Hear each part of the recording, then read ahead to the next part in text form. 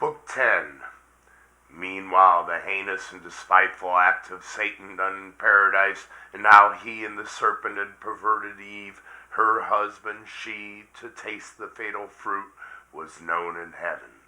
For what can escape the eye of God all-seeing, or deceive his heart omniscient, who in all things wise and just, hindered not Satan to attempt the mind of man, with strength entire, and free will armed, complete to have discovered and repulsed whatever wiles of foe or seeming friend. For still they knew, or ought to have still remembered the high injunction not to taste that fruit, whoever tempted, which they not obeying incurred, what could they less, the penalty, and manifold in sin deserved to fall.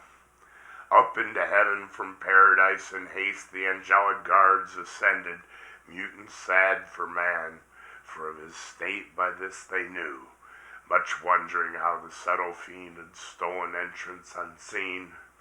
Soon as unwelcome news from earth arrived to heaven's gate, displeased all were who heard.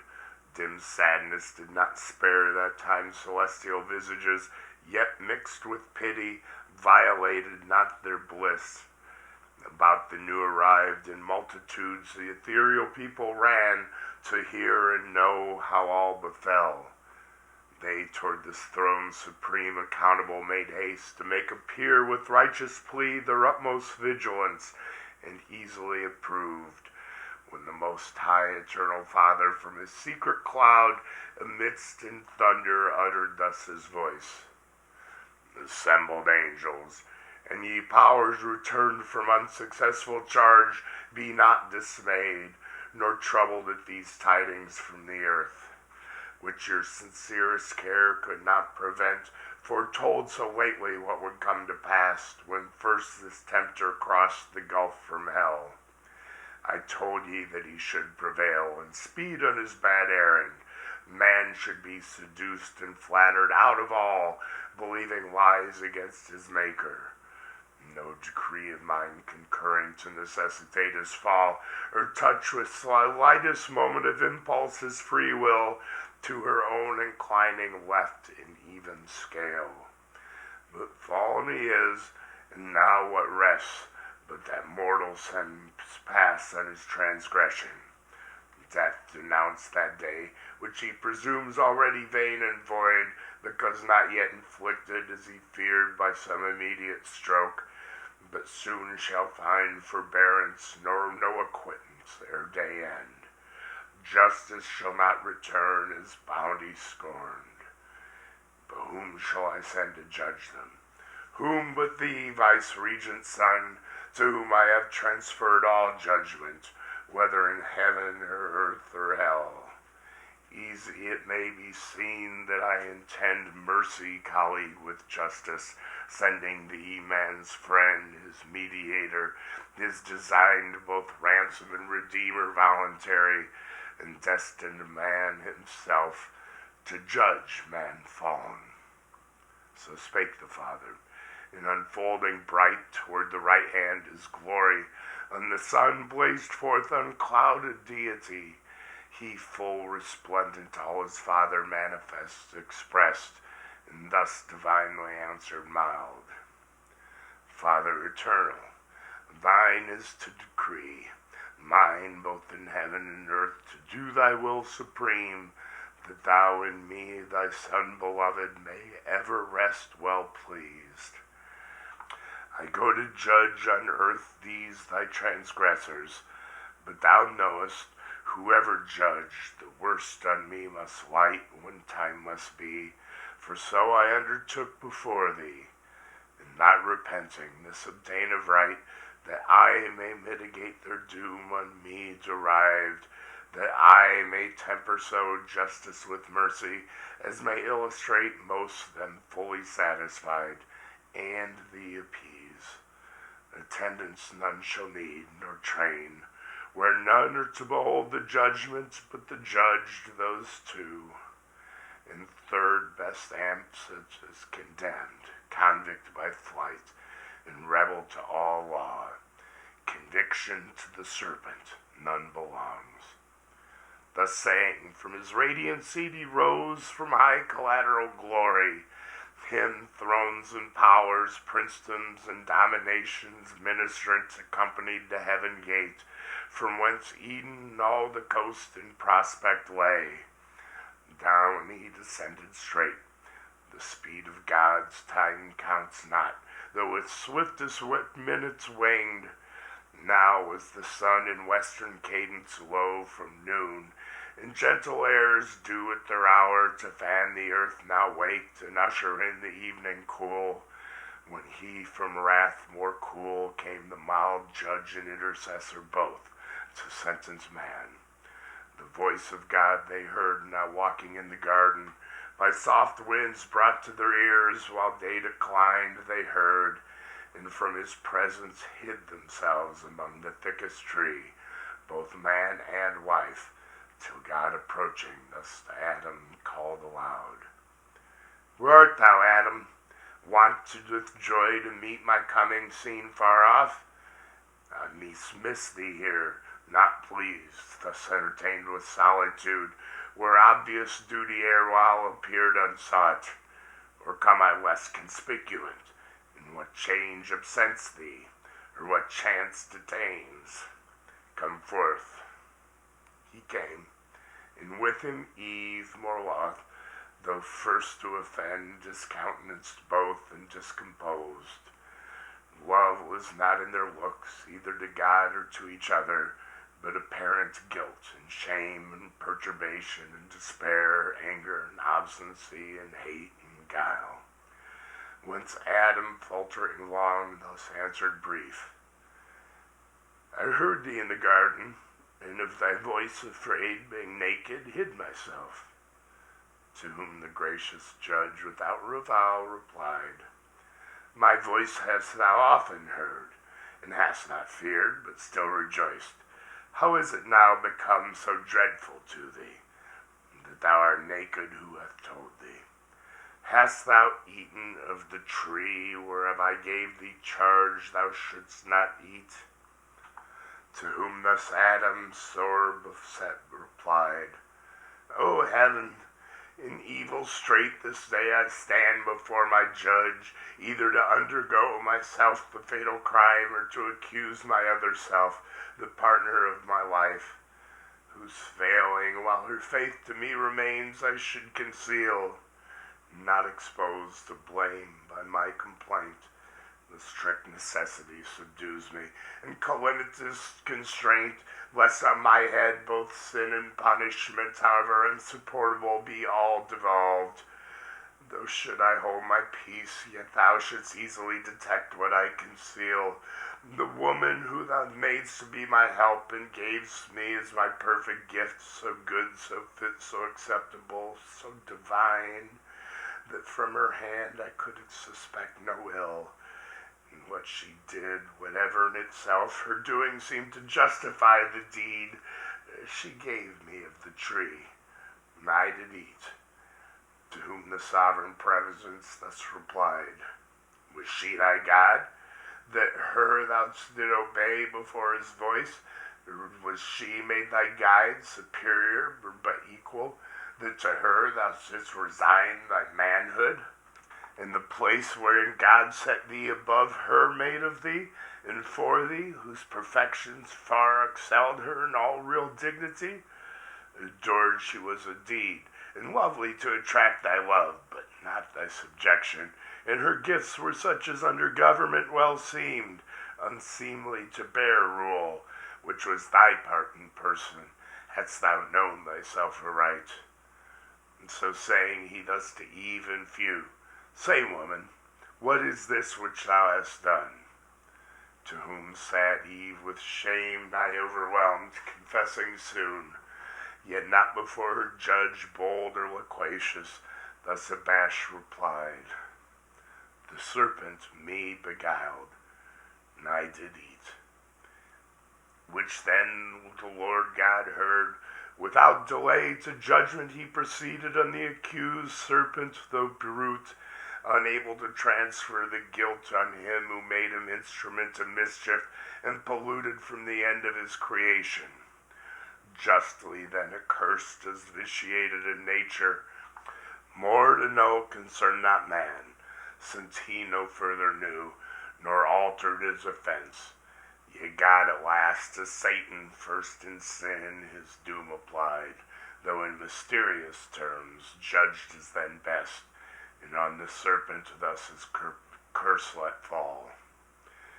Because thou hast done this, thou art accursed above all cattle, each beast of the field. Upon thy belly groveling thou shalt go, and dust shall eat all the days of thy life. Between thee and the woman I will put enmity, and between thine and her seed. Her seed shall bruise thy head, thou bruise his heel. So spake this oracle, then verified when Jesus, son of Mary, second Eve, saw Satan fall like lightning down from heaven, prince of the air. Then rising from his grave, spoiled principalities and powers, triumphed in open show, and with ascension bright captivity led captive through the air, the realm itself of Satan long usurped, whom he tread at last under our feet, even he who now foretold his fatal bruise, and to the woman thus his sentence turned. Thy sorrow I will greatly multiply by thy conception. Children shalt thou bring in sorrow forth, and to thy husband's will then shalt submit. He over thee shall rule. On Adam the last thus judgment he pronounced, because thou hast hearkened to the voice of thy wife, and eaten of the tree concerning which I charged thee, saying, Thou shalt not eat thereof. Cursed is the ground for thy sake. Thou in sorrow shalt eat all the days of thy life. Thorns also and thistles it shall be made to bring forth unbid. And thou shalt eat the herb of the field, and in the sweat of thy face thou shalt eat bread, till thou return unto the ground. For thou out of the ground was taken. Know thy birth, for dust thou art, and shalt to dust return. So judged he man, both judge and Savior sent, in the instant stroke of death denounced that day removed far off. Then pitying how they stood before him naked to the air, that now must suffer change, disdain not to begin thenceforth the form of servant to assume, as when he washed his servants' feet. So now as father of his family he clad their nakedness with skins of beasts or slain, or as the snake with youthful coat repaid, and thought not much to clothe his enemies. But nor he their outward only with the skins of beasts, but inward nakedness, much more opprobrious, with his robe of righteousness, arraying covered them from his father's sight. To him with swift ascent he up returned, into his blissful bosom reassumed in glory as of old. To him appeased all, though all knowing what passed with man recounted, mixing intercession sweet. Meanwhile, ere thus was sinned and judged on earth, within the gates of hell sat sin and death, in counterview within the gates, that now stood open wide, belching outrageous flame far into chaos, since the fiend passed through, sin opening, who thus now to death began. O son, why sit here we each other viewing, and idly, while Satan, our great author, thrives in other worlds, and happier seat provides for us as offspring dear? It cannot be but that success attends him. If mishap ere this he had returned, with fury driven by his avengers, since no place like this can fit his punishment or their revenge.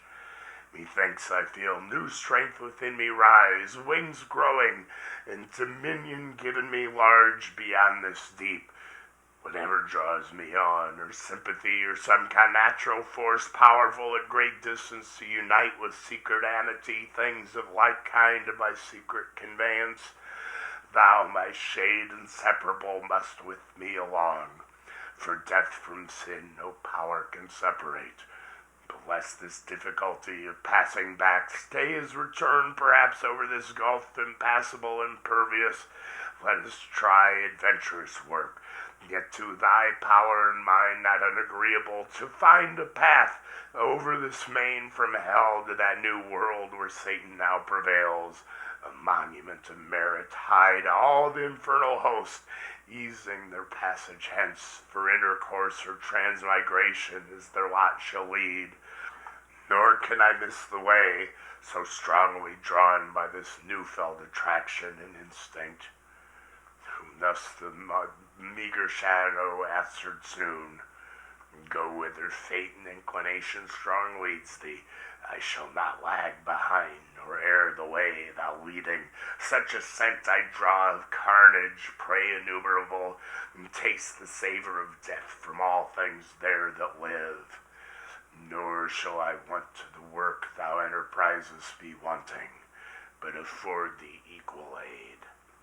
So saying, with delight he snuffed the smell of mortal change on earth, as when a flock of ravenous fowl, though many a league remote, against the day of battle, to a field where armies lie encamped, come flying, lured with scent of living carcasses designed for death the following day in bloody fight. So scented the grim feature, and upturned his nostril wide into the murky air, sagacious of his quarry from so far.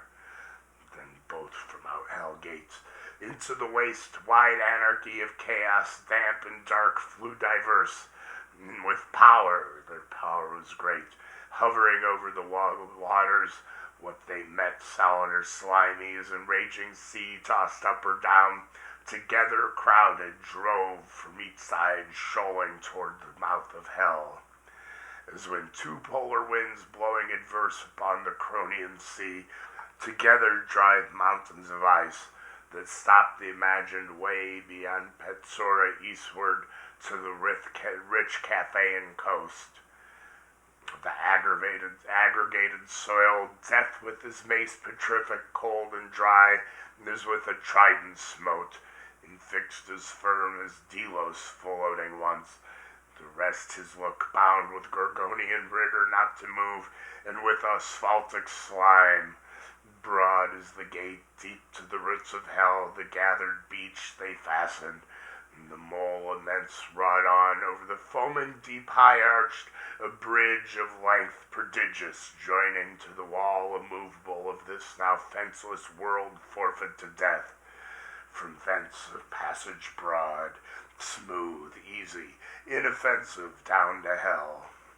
So, if great things to small may be compared, Xerxes, the liberty of Greece to yoke, from Susa his Minoan palace high came to the sea, and over Hellespont, bridging his way, Europe with Asia joined, and scourged with many a stroke the indignant waves. Now they brought the work by wondrous arch pontifical, a ridge of pentant rock over the vast abyss, following the track of Satan to the selfsame place where he first lighted from his wing, and landed safe from out chaos to the outside bare of this round world. With pins of adamant and chains they made all fast, too fast they made and durable. Now in little space the confines met of empyrean heaven and of this world, and of the left-hand hell with long reach interposed. 3 several ways in sight to each of these 3 places led. Now their way on earth they had described, to paradise first tending, when behold Satan, in likeness of an angel bright, betwixt the centaur and the scorpion steering his zenith, while the sun in Aries rose, disguised he came. But those his children dear their parents soon discerned, though in disguise. He, after Eve seduced, unminded, slunk into the wood fast by, and changing shape to observe the sequel, saw his guileful act by Eve, though all unweeting, seconded by her husband, saw their shame which sought vain covertures. But when he saw descend the Son of God to judge them, terrified he fled, not hoping to escape, but shunned the present, fearing guilty what his wrath might suddenly inflict. That past returned by night, and listening where the hapless pair sat in their sad discourse and various plaint, thence gathered his own doom, which understood not instant, but of future time. With joy and tidings fraught, to hell he now returned, and at the brink of chaos, near the foot of this new wondrous pontifice, unhoped met who to meet him came, his offspring dear. Great joy was at their meeting, and at sight of that stupendous bridge his joy increased. Long he admiring stood, till Sin, his fair enchanting daughter, thus the silence broke. Parent, these are thy magnificent deeds, thy trophies which thou viewest as not thine own, thou their author and prime architect. For I no sooner in my heart divine, my heart which by a secret harmony still moves with thine, joined in complex connection sweet, that thou on earth hast prospered, which thy looks now also evidence. But straight I felt, though distant from the world, thee worlds between, yet felt that I must after thee with this thy son. Such fatal consequence unites us three. Hell can no longer hold us in her bonds, nor this unvoyageable gulf obscure detain from following thy illustrious track. Thou hast achieved our liberty, confined within hell gates till now. Thou us empowered to fortify thus far, and overlay with this portentous bridge the dark abyss. Thine now is all this world. Thy virtue hath won what thy hands builded not. Thy wisdom gained what odds, what war hath lost, and fully avenged our foil in heaven. Here thou shalt monarch reign, there didst not. There let him still victor sway. This battle hath adjudged, from this new world retiring, by his own doom alienated, and henceforth monarchy with thee divide of all things, parted by the imperial bounds, his quadrature from thy orbicular world, or try thee now more dangerous to his throne. Whom thus the Prince of Darkness answered glad, fair daughter, and thou son and grandchild both, high proof ye have given to be the race of Satan, for I glory in the name, antagonist of heaven's almighty King, amply have merited of me, of all the infernal empire, that so near heaven's door, triumphal with triumphal act have met, mine with this glorious work, and made one realm, hell and this world, one realm, one continent, of easy thoroughfare. Therefore, while I descend through darkness, on your road with ease to my associate powers, them to acquaint with these successes, and with them rejoice, you too this way, among these numerous orbs all yours, right down to paradise descend. There dwell and reign in bliss, thence on the earth dominion exercise, and in the air chiefly on man, sole lord of all declared, him first make all your thrall, and lastly kill. My substitutes I send ye, and create plenipotent on earth, of matchless might issuing from me. On your joint vigor now, my hold of this new kingdom all depends, through sin to death exposed by my exploit. If your joint power prevail, the affairs of hell no detriment need fear. Go and be strong. So saying, he dismissed them. They with speed their course through thickest constellations held, spreading their bane. The blasted stars looked wan, and planet struck, real eclipse then suffered. The other way Satan went down the causey to hell gate.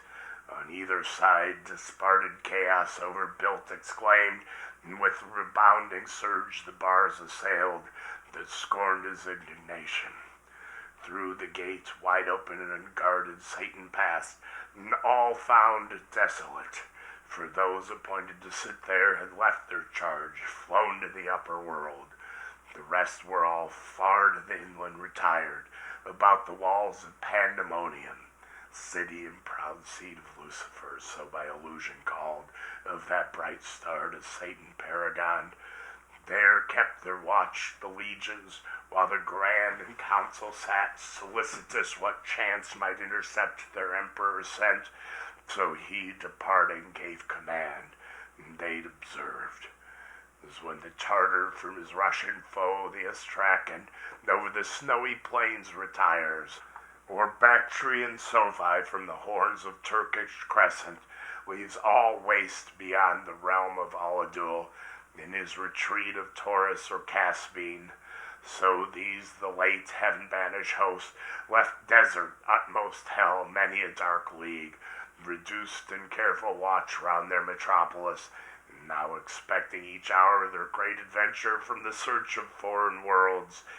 He through their midst unmarked, in show plebeian angel, militant, of lowest order passed, and from the door of that Plutonian hall, invisible, ascended his high throne, which under state of richest texture spread, at the upper end was placed in regal luster. Down a while he sat, and round about him saw unseen. At last, as from a cloud, his fulgent head and shaped star bright appeared, or brighter, clad with what permissive glory since his fall was left him, or false glitter. All amazed at that so sudden blaze, the Stygian throng bent their aspect, in whom they wished beheld their mighty chief returned. Loud was the acclaim. Forth rushed in haste the great consulting peers, raised from their dark divan, which with like joy congratulant approached him, who with hands silenced, and with these words attention won. Thrones, dominations, princedoms, virtues, powers, for in possessions such, not only of right I call ye and declare ye now, returned successful beyond hope, to lead ye forth triumphant out of this infernal pit, abominable, accursed house of woe and dungeon of our tyrant, now possess as lords a spacious world, to our native heaven little inferior, by my adventure hard, with great peril great achieved. Long were to tell what I have done, what suffered, with what pain I voyaged the unreal, vast, unbounded deep of horrible confusion, over which way by sin and death a broad way now is paved to expedite your glorious march. But I toiled on my uncouth passage, forced to ride the untractable abyss, plunged in the womb of unoriginal night and chaos wild. The jealous of their secrets fiercely opposed my journey strange, with clamorous uproar protesting fate supreme. Thence how I found the new created world, whose fame in heaven long had foretold, a fabric wonderful of absolute perfection, therein man placed in paradise by our exile made happy. Him by fraud I have seduced from his creator, and the more to increase your wonder, with an apple. He thereat offended, worth your laughter, hath given up both his beloved man and all his world to sin and death a prey, and so to us, without our hazard, labor, or alarm, to range in and to dwell, and over man to rule, as over all he should have ruled.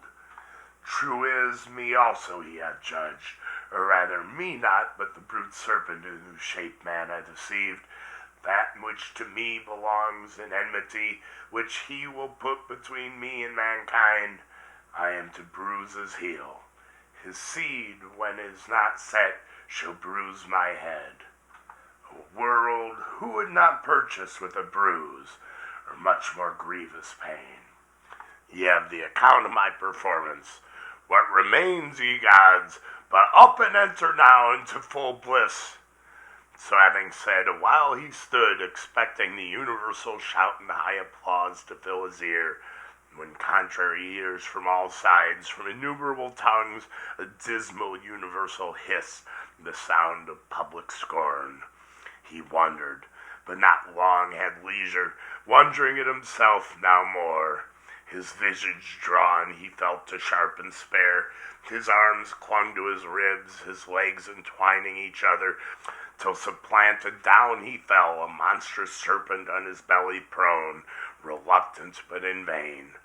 A greater power now ruled him, punished in the shape he sinned, according to his doom. He would have spoke, but hiss for hiss returned with forked tongue to forked tongue, for now we're all transformed alike to serpents, all as accessories to his bold riot. Dreadful was the din of hissing through the hall, now swarming, now thick with complicated monsters, head and tail, scorpion and asp, and amphisbian dire, Serestus horned, hydrus and elops drear, and dispus, not the thick swarmed once the soil bedropped with blood of Gorgon or the isle of Ophiosa, but now greatest he the midst, now dragon grown, larger than whom the sun engendered in the Pythian vale on slime, huge Python. In his power no less he seemed above the rest still to retain. They all, him following, issued forth to the open field, where all yet left of that revolted rout, heaven fallen, in station stood or just array, sublime with expectation, when to see in triumph issuing forth their glorious chief. They saw but other sight instead, a crowd of ugly serpents. Horror on them fell in horrid sympathy. For what they saw, they felt themselves now changing. Down their arms, down fell both spear and shield. Down they as fast, and the dire hiss renewed, and the dire form catched by contagion, like in punishment as in their crime.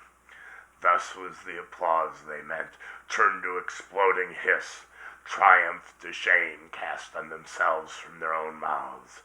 There stood a grove hard by, sprung up from their charge, his will who reigns above, to aggravate their penance, laden with fair fruit, like that which grew in paradise, the bait of Eve used by the tempter. On that prospect strange their earnest eyes they fixed, imagining for one forbidden tree a multitude now risen, to work them further woe or shame, yet parched with scalding thirst and hunger fierce, though to delude them sent, could not abstain, but on they rolled in heaps, and up the trees climbing sat thicker than the snaky locks that curled Megara.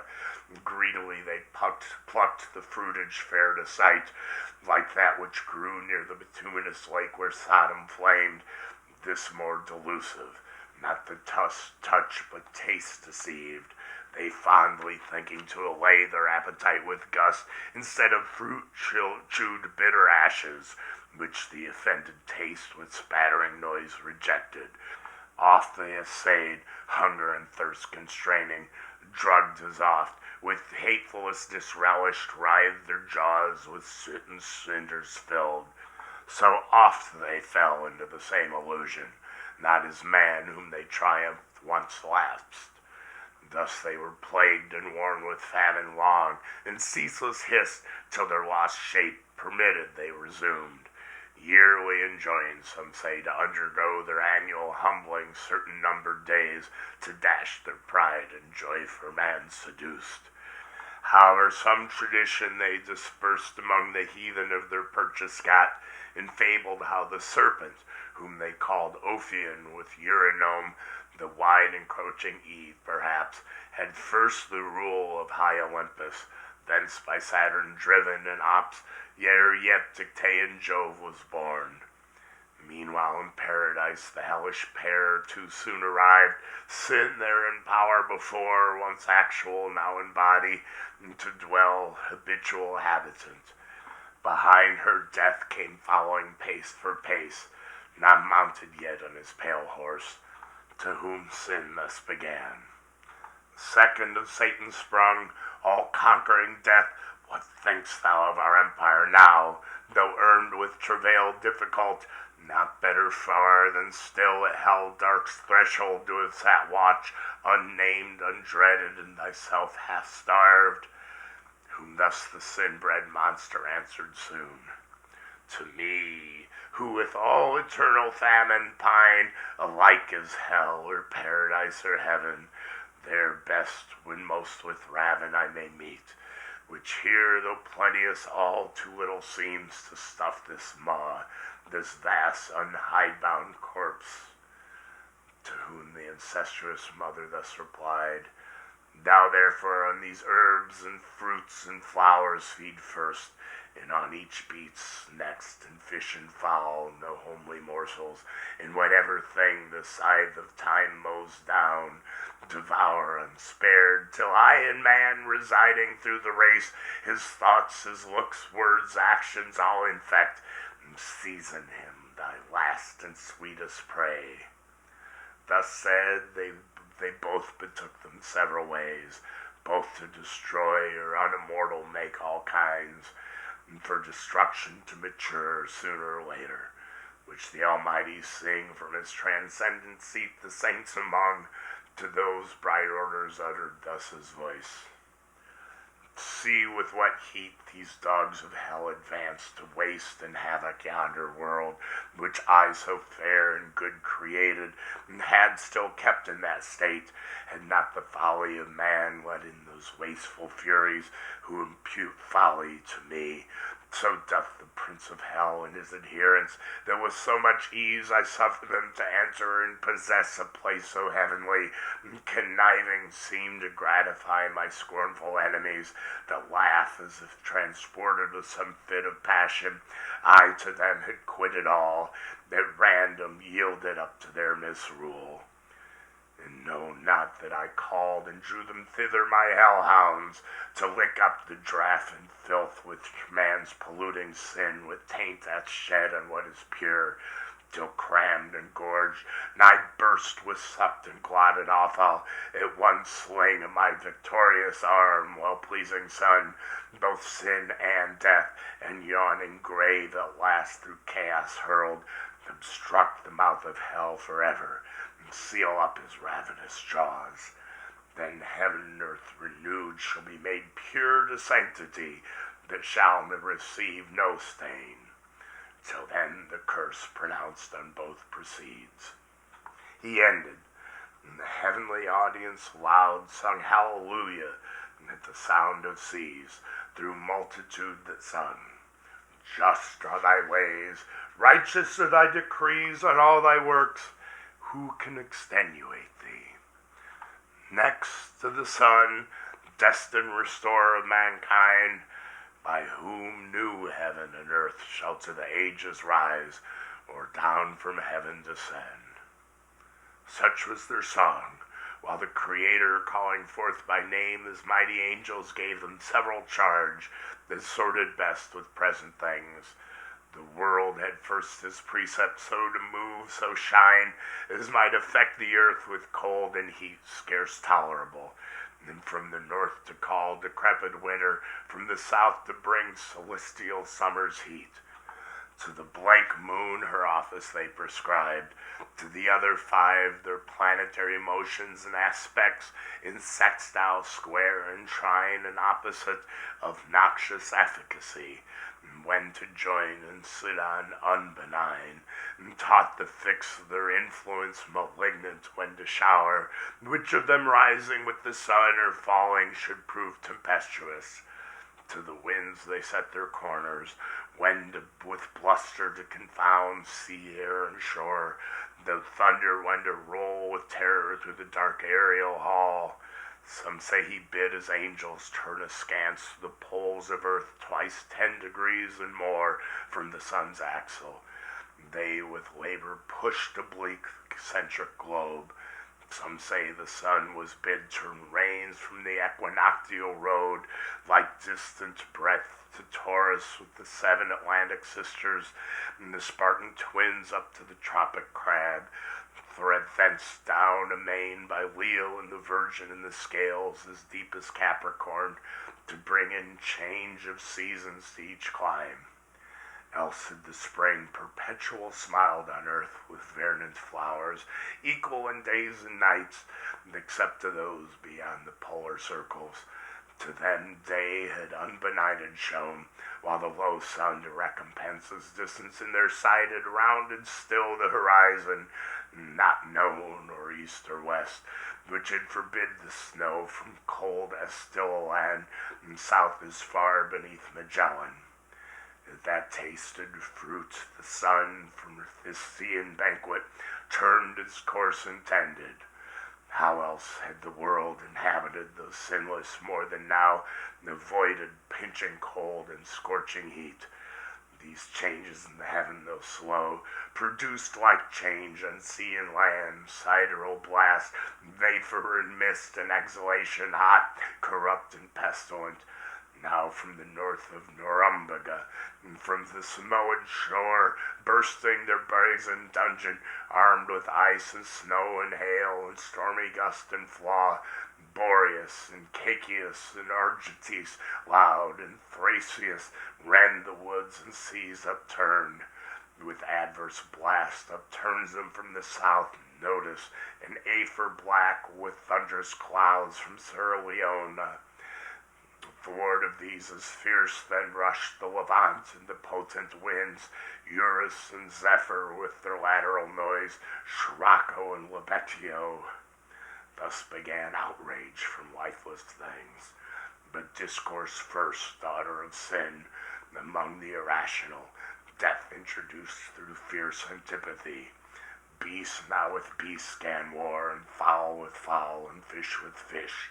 To graze the herb all leaving, devoured each other, nor stood much in awe of man, but fled him, or with countenance grim glared on him passing. These are from without the growing miseries which Adam saw already in part, though hid in gloomiest shade, to sorrow abandoned, their worst felt within, and in a troubled sea of passion tossed, thus to disburden sought with sad complaint. O miserable of happy, is this the end of the new glorious world, in me so late the glory of that glory, who now become accursed and blessed? Hide me from the face of God, whom to behold was then my height of happiness. Yet well, if here would end the misery, I deserved it, and would my own deservings, but this will not serve. All that I eat or drink or shall beget is propagated curse. O voice once heard delightfully, increase and multiply, now death to hear. For what can I increase or multiply but curses on my head? Who of all angels to succeed, but feeling that evil on him brought by me, will curse my head? Ill fare our ancestor impure, for this we may thank Adam, but his thanks shall be execration. So besides mine own that shall bide upon me, all from me shall with a fierce reflux on me redound. On me is on their natural center light heavy, though in their place. O fleeting joys of paradise, dear brought with lasting woes, did I request thee, Maker, from my clay to mold me man? Did I solicit thee from darkness to promote me, nor here place in this delicious garden? As my will concurred not to my being, it were but right and equal to reduce me to my dust, desirous to resign and render back all I received, unable to perform thy terms too hard, by which I was to hold the good I sought not. To the loss of that sufficient penalty, why hast thou added the sense of endless woes? Inexplicable thy justice seems, yet to say truth, too late I thus contest. Then shouldst have been refused those terms whatever, when they were proposed. Thou didst accept them. Wilt thou enjoy the good, then cavil at the conditions? And though God made thee without thy leave, what if thy son proved disobedient, and reproved retort, wherefore didst thou beget me? I sought it not. Wouldst thou admit for his contempt of thee that proud excuse? Yet him not thy election, but natural necessity begot. God made thee of choice his own, and of his own to serve him. Thy reward was of his grace, thy punishment then justly as it is will. Be it so, for I submit, his doom is fair, that dust I am, and shall to dust return. O welcome hours whenever. Why delays his hand to execute what his decree fixed on this day? Why do I overlive? Why am I mocked with death and lengthened out to deathless pain? How gladly would I meet mortality, my sentence, and be earth insensible. How glad would lay me down as in my mother's lap. There I should rest and sleep secure. His dreadful voice no more would thunder in my ears. No fear of worse to me and to my offspring would torment me with cruel expectation. Yet one doubt pursues me still, lest all I cannot die, lest that pure breath of life, that spirit of man which God inspired, cannot together perish with this corporeal clod. Then in the grave or in some other dismal place, who knows how I shall die a living death? No thought horrid if true, yet why? It was but breath of life that sinned. What dies but what had life and sin? The body properly hath neither. All of me then must die. Let this appease the doubt, since human reach no further knows. But though the Lord of all be infinite, is this his wrath also? Be it, man is not so, but mortal doomed. How can he exercise wrath on end on man, whom death must end? Can he make deathless death? That were to make strange contradiction, which to God himself impossible is held, his argument of weakness, not of power. Will he draw out for anger's sake finite to infinite and punish man, to satisfy his rigor, satisfied never? That were to extend his sentence beyond us to nature's law, by which all causes else according still to the reception of their matter act, not the extent of their own sphere.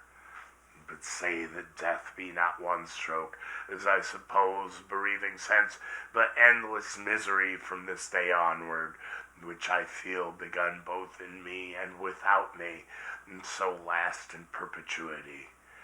Ay me, the fear comes thundering back with dreadful revolution on my defenseless head. Both death and I am found eternal, and incorporate both. Not I on my part single, in me all posterity stands cursed. Fair patrimony that I must leave ye, sons. Oh, were I able to waste it all myself and leave ye none. So disinherited, how would you bless me now your curse? Why should all mankind for one man's fault thus guiltless be condemned, if guiltless? But from me what can proceed, but all corrupt, both mind and will depraved, not to do only, but to will the same with me? How can they then acquitted stand in sight of God? Him after all disputes forced I absolve. All my evasions vain, and reasoning through all these mazes lead me still but to my own conviction. First and last on me only, is the source and spring of all corruption, all the blame lights due. So might the wrath, fond wish, couldst thou support the burden heavier than the earth to bear, than all the world much heavier, though divided with that bad woman. Thus what thou hast desired, and what thou fearest, alike destroys all hope of refuge, and concludes thee miserable beyond all past example and future, to Satan only like both crime and doom. O conscience, into what abyss of fears and horrors hast thou driven me, out of which I find no way, from deep to deeper plunged. Thus Adam to himself lamented loud through the still night, and now as ere man fell, wholesome and cool and mild, though with black air accompanied with damps and dreadful gloom, which to his evil conscience represented all things with double terror, on the ground outstretched he lay, on the cold ground, and oft cursed his creation, Death is oft accused of tardy execution, since denounced the day of his offense. Why comes not death, said he, with one trice acceptable stroke to end me? Shall truth fail to keep her word, to justice divine not hasten to be just? But death comes not to call. Justice divine mends not her slowest pace for prayers or cries. O woods, O fountains, hillocks, dales, and bowers, with other echo late I taught your shades to answer and resound far other song. Whom thus afflicted, when sad Eve beheld, desolate where she sat, approaching nigh, soft words to his fierce passion she essayed, but her with stern regard he thus repelled. Out of my sight, thou serpent, that name best befits thee with him leagued.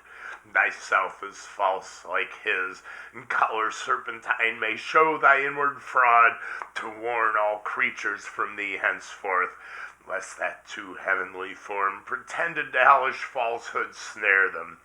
But for thee I had persisted happy, had not thy pride and wandering vanity, when least was safe, rejected my forewarning, and disdained not to be trusted, longing to be seen, though by the devil himself, in overweening, but to overreach, but with the serpent meeting, fooled and beguiled, by him thou, I by thee, to trust thee from my side, imagined wise, constant, mature, proof against all assault, and understood not all was but a show rather than solid virtue, all but a rib, crooked by nature, bent as now appears, with more to the part sinister from me drawn, well if thrown out, as supernumerary to my just number found. Why did God, creator wise, that peopled the highest heaven with spirits masculine, create at last this novelty on earth, this fair defect of nature, and not fill the world at once with men as angels without feminine, or find some other way to generate mankind? This mischief had not then befallen, and more that shall befall, innumerable disturbances on earth through female snares, in straight conjunction with this sex. For either he never shall find out mate, but such as some misfortune brings him, or mistake, or whom he wishes most shall seldom gain through her perverseness, but shall see her gained by a far worse, or if she love withheld by parents, or his happiest choice too late shall meet, already linked and wedlock bound to a fell adversary, his hate or shame, which infinite calamity shall cause to human life, and household peace confound. He added not, and from her turned, but Eve, not so repulsed, with tears that ceased not flowing, and tresses all disordered, at his feet fell humble, and embracing them, besought his peace, and thus proceeded in her plaint. Forsake me not thus, Adam. Witness heaven what love sincere and reverence in my heart I bear thee, and unwitting have offended, unhappily deceived. Thy suppliant I beg, and clasp thy knees. Bereave me not, whereon I live, thy gentle looks, thy aid, thy counsel in this utmost distress, my only strength and stay. Forlorn of thee, where shall I betake me? Where subsist? While yet we live, scarce one short hour perhaps, let us two, between us two, let there be peace, both joining, as joined in injuries, one enmity against the foe by doom express assigned us, that cruel serpent. On me exercise not thy hatred for this misery befallen, on me already lost, me than thyself more miserable. Both have sinned, but thou against God only, I against God and thee, and to the place of judgment or return, there with my cries importune heaven, that all the sentence from thy head removed may light on me, sole cause to thee of all this woe, me only, this object of his ire. She ended weeping, in her lowly plight, immovable, till peace obtained from fault acknowledged and deplored, in Adam wrought commiseration. Soon his heart relented towards her, his life so latent sole delight, now at his feet submissive in distress, creature so fair, his reconcilement seeking, his counsel whom she had displeased, his aid. As one disarmed, his anger all he lost, and thus with peaceful words upraised her soon. Unwary and too desirous as before, so now of what thou knowest not, who desirest the punishment all on thyself. Alas, bear thine own first, ill able to sustain his full wrath, who thou feel'st is yet least part, my displeasure bear so ill. If prayers could alter high decrees, I to that place would speed before thee, and be louder heard, that on my head all might be visited, thy frailty and infirmer sex forgiven, to me committed and by me exposed. But rise, let us no more contend nor blame each other, blamed enough elsewhere, but strive in offices of love, how we may lighten each other's burden in our share of woe, since this day's death denounced, if aught I see, will prove no sudden, but a slow-paced evil, a long day's dying to augment our pain, and to our seed, O hapless seed, derived. To whom thus Eve, recovering heart, replied, Adam, by sad experiment I know how little weight my words with thee can find, found so erroneous, thence by just event found so unfortunate.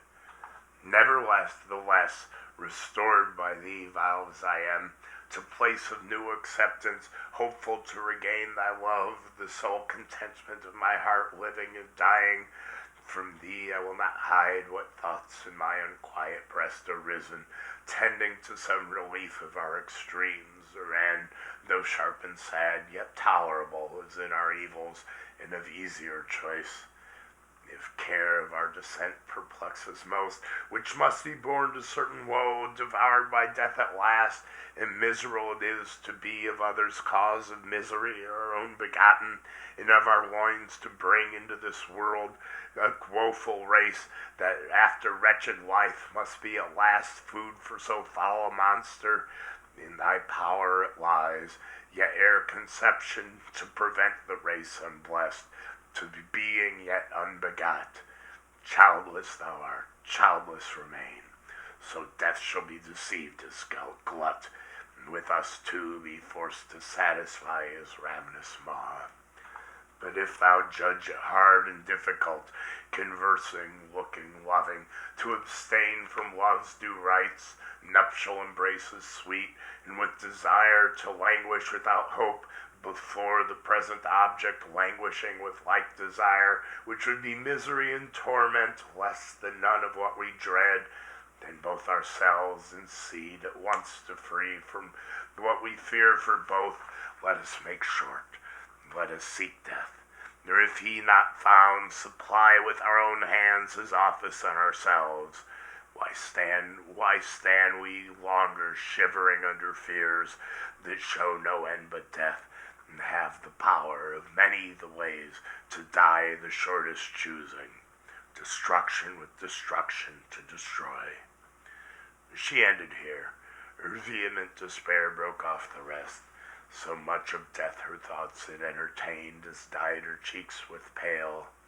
But Adam, with such counsel nothing swayed, to better hopes his more attentive mind laboring had raised, and thus to Eve replied, Eve, thy contempt of life and pleasure seems to argue in thee something more sublime and excellent than what thy mind contemns.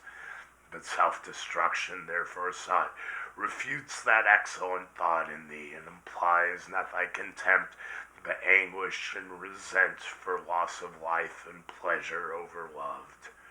Nor if thou covet death, at utmost end of misery, so thinking to evade the penalty pronounced, doubt not but God hath wisely armed his vengeful ire, that so to be forestalled.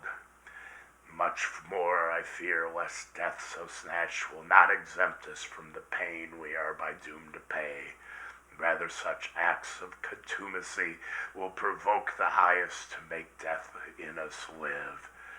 Then let us seek some safer resolution, which methinks I have in mind, calling to mind with heed part of our sentence, that thy seed shall bruise the serpent's head. Piteous amends, unless by meant with my conjecture our grand foe Satan, who in the serpent hath contrived against us this deceit. To crush his head would be revenge indeed, which will be lost by death brought on ourselves, or childless days resolved, as thou proposed. So our foe shall scape his punishment ordained, and we instead shall double ours upon our heads. No more be mentioned than of violence against ourselves, or the willful barrenness that cuts off from hope and savors only rancor and pride, impatience and despite, and reluctance against God and his just yoke laid on our necks. Remember with what mild and gracious temper he both heard and judged without wrath or reviling. We expected immediate dissolution, which we thought was meant by death that day, when lo, to thee pains only in childbearing were foretold, and bringing forth soon recompense with joy fruit of thy womb. On me the curse's slope glanced on the ground. With labor I must earn my bread. What harm? Idleness had been worse. My labor will sustain me, and lest cold or heat should injure us, his timely care hath the sought provided, and his hands clothed us unworthy, pitying while he judged.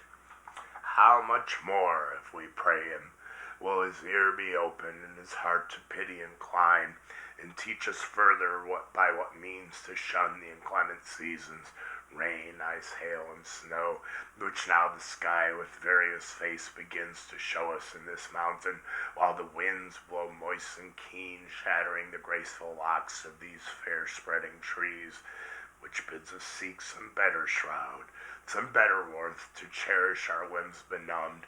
There this diurnal star leave cold the night.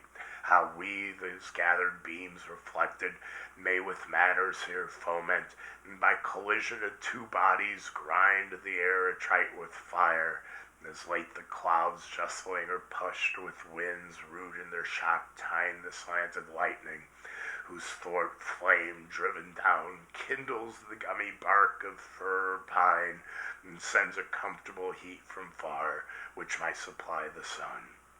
Such fire to use, and what else may be remedy or cure to evil which our own misdeeds have wrought. He will instruct us praying, and of grace beseeching him, so as we need not fear to pass commodiously this life, sustained by him with many comforts, till we end in dust, our final rest and native home. What better can we do than to the place repairing where he judged us prostrate fall before him reverent, and there confess humbly our faults and pardon beg, with tears watering the ground and with our sighs the air frequenting, sent from hearts contrite, in sign of sorrow unfeigned and humiliation meek. Undoubtedly he will relent and turn from his displeasure, in whose looks serene, when angry most he seemed and most severe, what else but favor, grace, and mercy shown. So spake our father penitent, nor Eve felt less remorse. They forthwith to the place repairing where he judged them prostrate fell before him reverent, and both confessed humbly their faults, and pardon begged with tears watering the grounds, and therewith their sighs the air frequenting, sent from hearts contrite, in sign of sorrow unfeigned, and humiliation meek. The end of the 10th book.